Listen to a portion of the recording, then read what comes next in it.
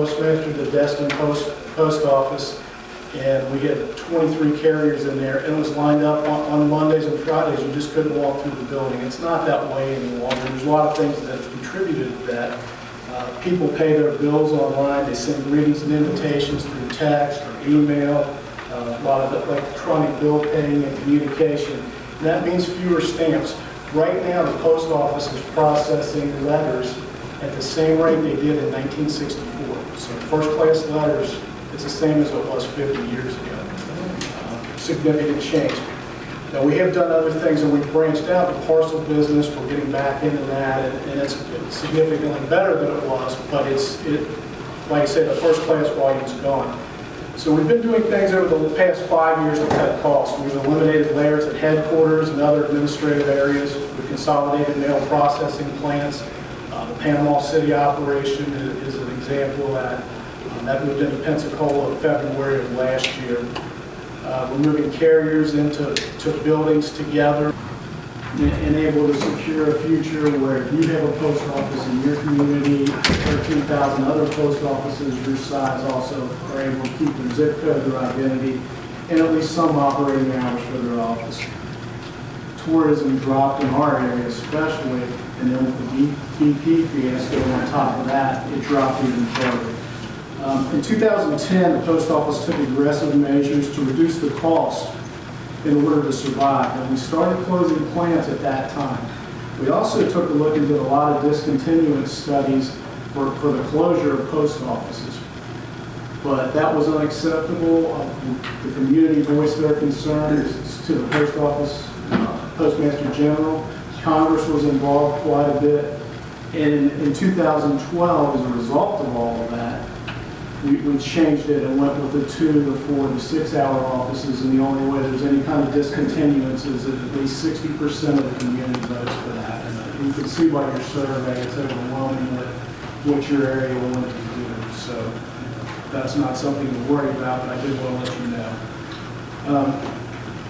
You're not the only area that's in this condition. There's 13,000 post offices nationwide that are going through this, and as I mentioned, we have in North Florida, South Georgia is all part of one district, which is the Gulf Atlantic District now. There's 247 offices that are going through the same thing that you are. I mentioned the plant closings. I mentioned Panama City. Even with the closings and the consolidations, the plants don't have as much impact. We have twice as much machinery right now to process mail as what we need. So with the consolidations, we've changed transportation schedules. We're still measured on service. Pensacola, which also encompasses your area and does Panama City now, is the highest ranked plant in Florida and one of the highest in the southern area, which ranges all the way from New Mexico to Florida. The choices that were given on the public notice and on your survey sheet, basically it's to keep the office open at a set amount of hours, 2, 4, 6, like we mentioned earlier.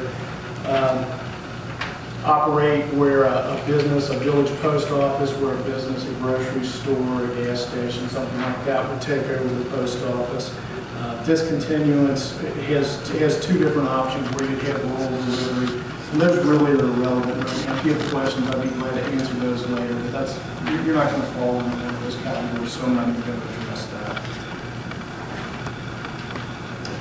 With all these changes, by the spring of 2015 nationwide, we expect to save over $500 million.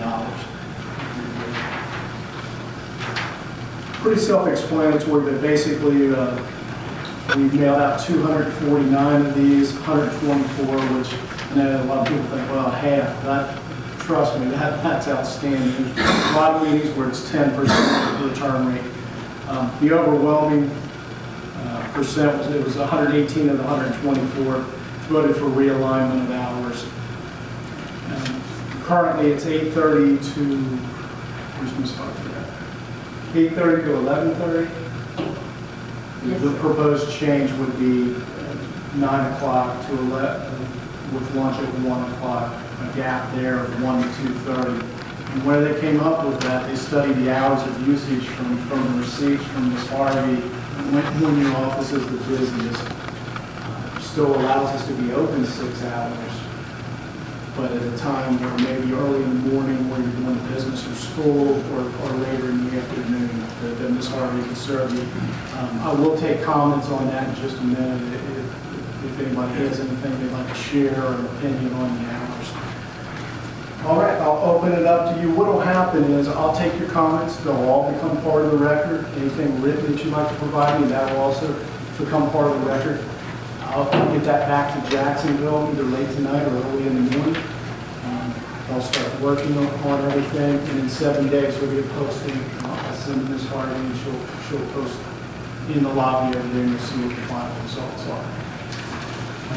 This post office is supposed to be a business, is that correct? It's supposed to make money? Post office is supposed to make money. Post office is supposed to Self-supporting. profit, self-supporting. Okay.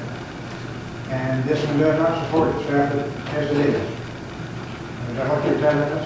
Actually, the revenue here is good. It's up from where it is. But you're going to penalize us because she's doing a good job.